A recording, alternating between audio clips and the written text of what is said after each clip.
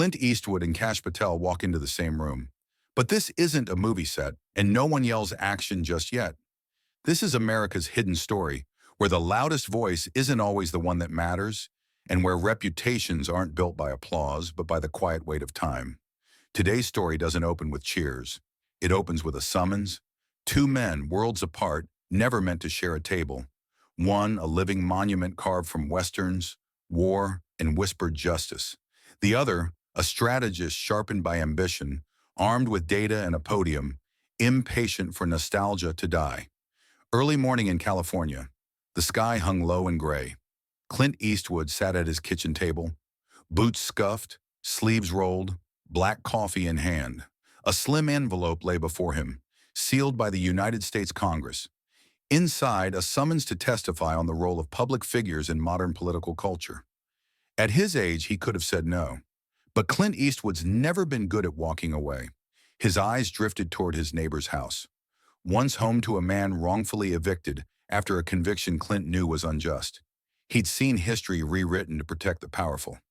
Now he would show up, not to defend himself, but to speak. Meanwhile, nearly 3,000 miles away in Washington, Cash Patel adjusted his navy blue tie, eyes scanning the gleaming glass of a government building. Behind him, aides whispered talking points and possible rebuttals. No entourage for Eastwood, one aide noted. Patel smirked. The bigger the statue, the harder the fall. He didn't hate the legend. He hated the myth. Myths don't adapt. They demand applause. Patel wasn't there for respect. He was there for a televised takedown, to define himself as the man who dismantled a fading icon. The hearing room was cold. Microphone lights glowed red. Cameras locked onto empty chairs. Patel arrived first, hair slick, suit flawless, posture perfect. He accepted a glass of water without a word and sat, eyes fixed on the door. Moments later, Eastwood entered. Dust-worn boots, weathered gray jacket, no entourage, no fanfare. He paused, letting silence announce him. Heads turned, some curious, some respectful. No one knew if they'd see an actor or a man unwilling to let his legacy be rewritten.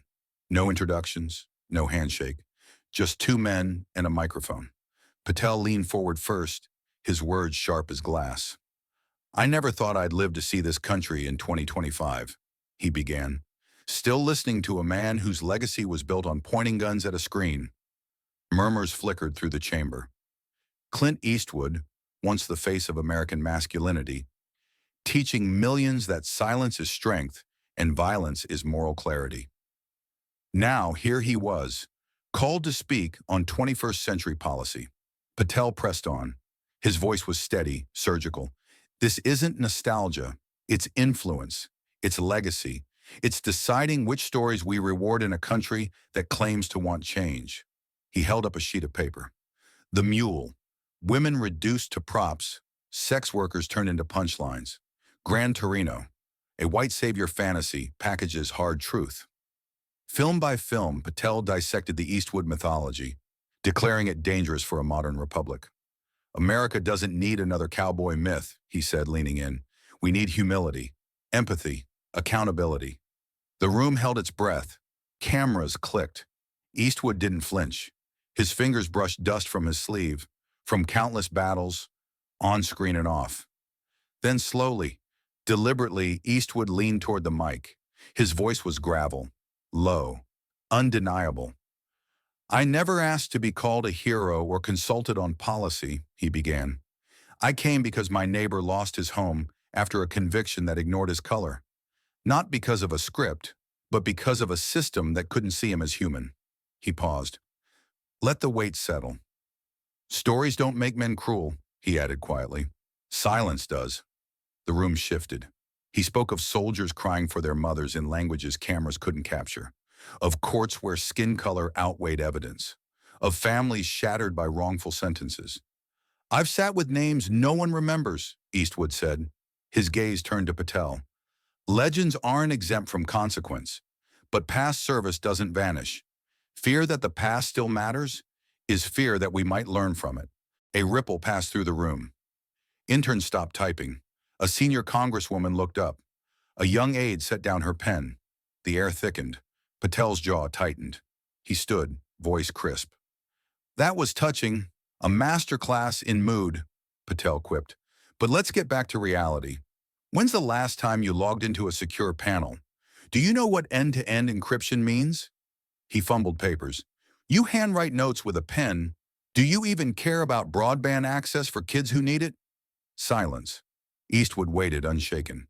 His reply was slow, deliberate. You think speed is relevance? He said. I've buried friends who bled out before your first tweet. I've seen reforms rushed so politicians could say they acted, not because they understood. He looked past Patel. I speak slowly because I've seen what happens when people speak too fast. Then softer. I write by hand because I remember when ink was all you had in a war zone. His eyes met Patel's, unwavering. You want to measure wisdom by bandwidth. That's branding, not leadership. A faint tap echoed as the senator's fingertips touched the desk. The hush returned.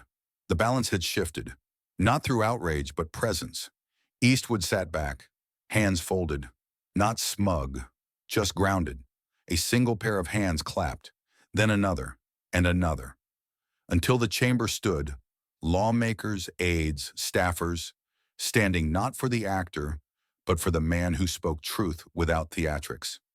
Patel froze, water glass halfway to his lips. The cameras zoomed in, not on Patel's panic, but on Eastwood's steady nod. No wave, no performance, just silent acknowledgement that he'd left the truth exactly where it belonged. By evening, clips trended. The Cowboy silences Congress. Truth doesn't need to yell. Commentators called it cinematic. Others called it human. Protesters carried signs quoting, I speak slowly because I've seen what happens when people speak too fast. Late-night shows replayed the lines. But in a quiet house in California, Clint watched none of it. He hadn't come to perform. He came to remind a nation that some voices, they don't fade, they sharpen. It wasn't about winning. It was about reminding America that truth, when spoken with intention, matters more than applause. That humility outranks heroics. That lived experience outweighs data points.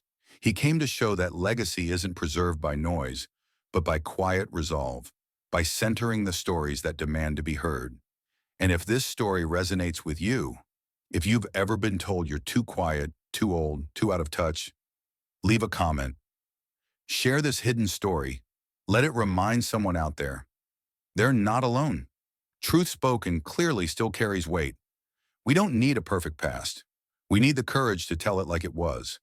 And if you want to hear more stories like this, that challenge power, expose the truth, and remind America to listen, don't forget to subscribe to Hill Stories, hit that like button, and ring the bell so you never miss the next moment that matters.